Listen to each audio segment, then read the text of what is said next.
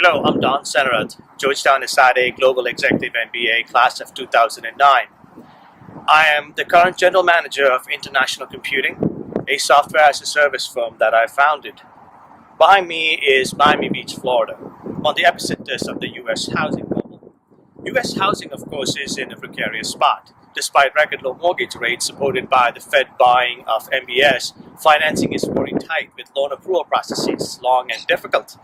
This offers some evidence that the Fed easy money may not have been the primary cause of the housing bubble, since even with record low mortgage rates, houses are now moving. Loose lending standards that allowed unqualified buyers to purchase second and third homes and so on, thus increasing the demand to an unsustainable level, seems to have played a much bigger role. This does go to the heart of the current debate over whether the Fed, which has only one tool, which is monetary policy, can police asset bubbles. The answer seems to be maybe not really. The policy tools and the model the United States is currently practicing can be summed up in one phrase: government guarantee. Some implicit, some explicit. Large sectors of the U.S. economy are propped up this way. Autos, financials, insurance, to name a few. U.S. housing is guaranteed this way using the GSEs, the Fannie Mae and the Freddie Macs of the world. The now fully government-controlled purchases of 70% of the loans last year. Without them, it's unfathomable as to what the demand for mortgage and mortgage-backed securities would be at this moment. Then there's, of course, the greatest Ponzi scheme known to man, the U.S. Social Security system. Now, the healthcare system, which mandates the purchase of health insurance by every person, which with what appears to be fuzzy deficit reduction projections having seen at the moment. While the claims of consumer insurance cost reductions appear to pay no regard to the supply-demand characteristics of healthcare, but with the demand mandated to increase with those cost controls in place. So the pendulum seems to have swung all the way to the other side, perhaps due to the excesses of the right wing of the last decade. The end game seems to be the creation of a class of citizens who will ultimately survival to the government, the election of a left-leaning government for that matter. So to fund all of these programs, the U.S. government is seeking every taxing avenue they can find. They may very well be looking at, the politically tasty value-added tax, for example. It's very easy to see while the size of the public debt increases, there may be a looming debt crisis in the future. It's even more difficult to see how the depreciation of dollars relative to commodity currencies or the emerging market currencies can be stopped. Luckily for the USA, our debt is marked in US dollars, so we cannot tell you how much we owe you at any point in time, for now. It seems as though the U.S. economy is a hovercraft floating on a bed of liquidity that the Fed has created.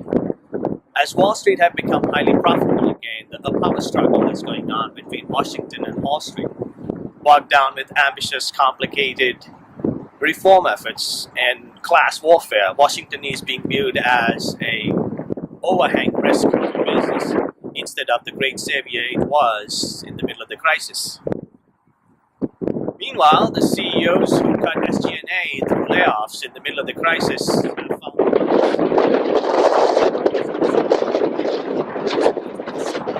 credit growth is non-existent.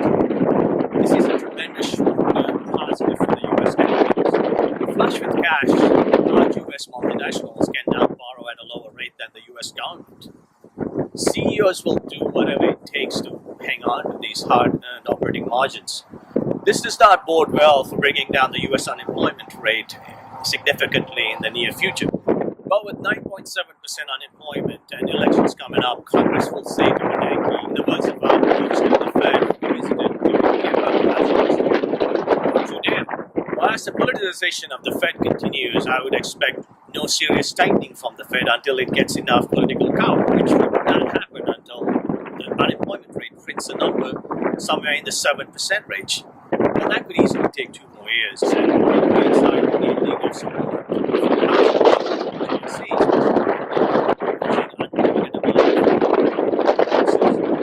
using the government balance sheet, and which will further adapt. So in terms of overall outlook, having balanced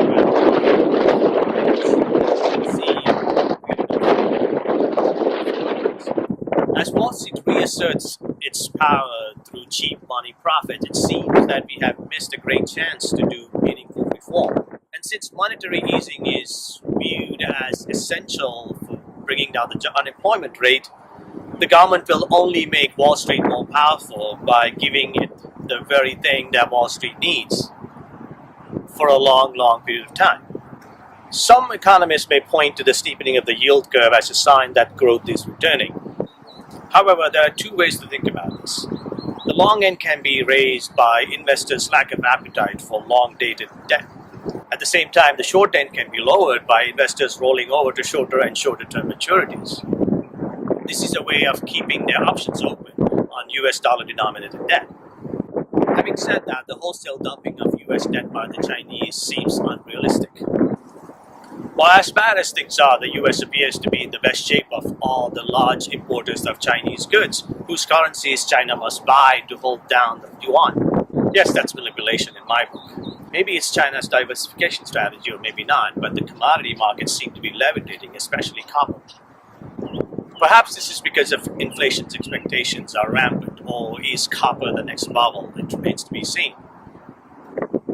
One thing is for sure, with simultaneous global stimulus provisions currently in effect, a majority of us will never see the next bubble forming. But when it bursts, it'll be as global as the next one. To stop that, a truly global risk watchdog is not even on the horizon.